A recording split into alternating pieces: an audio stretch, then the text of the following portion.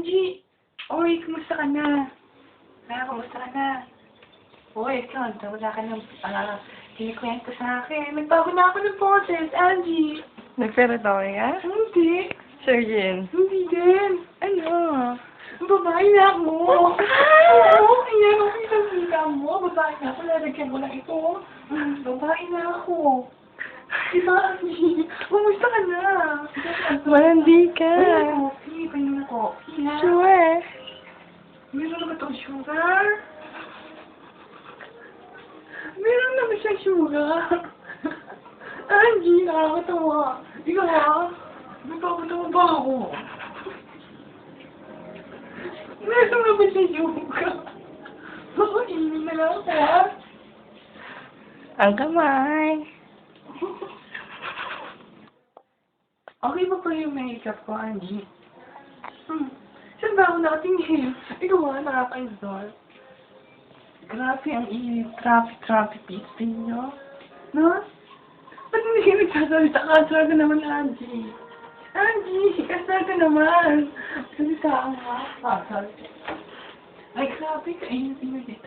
Angie, uy, sama ka ba sa amin? Paupo ko. Uy, sama ka ba sa amin, nila, Kati? Pumunta kami dun sa dun sa pinuntahan natin last month. Alam mo, remember that? Ang cute sa mga guys doon. Nakakakilig talaga. As in, alam mo ba, ang cute nagtitext sa akin. Nagtitext siya sa akin. Sabi niya sa akin, uy, kasi nagkakatalubong kami doon sa may Indianahan. Doon sa may,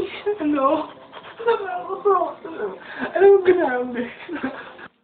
Yun nga, yung kinikwento ko sa'yo, Auntie. Pumunta kami doon sa may Indianahan natin, yung pinagkaan natin last month. Ano? Ano? Umupo ka na lang. No, hindi kasi, alam mo, di ba, ay ka, nakakatawa, itutay ko sa'yo yung story namin. Napakalain mo naman. Alam mo, nung, nakakasal ka, tatayo na lang ako. O, yung away mo, tumatalsik. Alam mo ba yun? Nilapitan niya ako, tapos sabi niya, hinihinta niya yung number ko.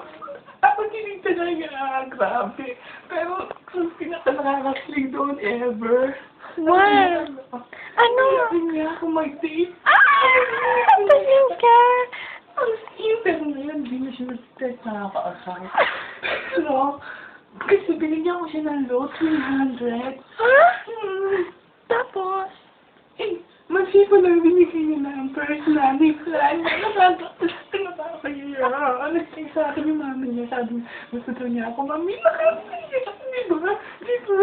Akala ko ba di na nagtitext sa'yo? Hindi nga.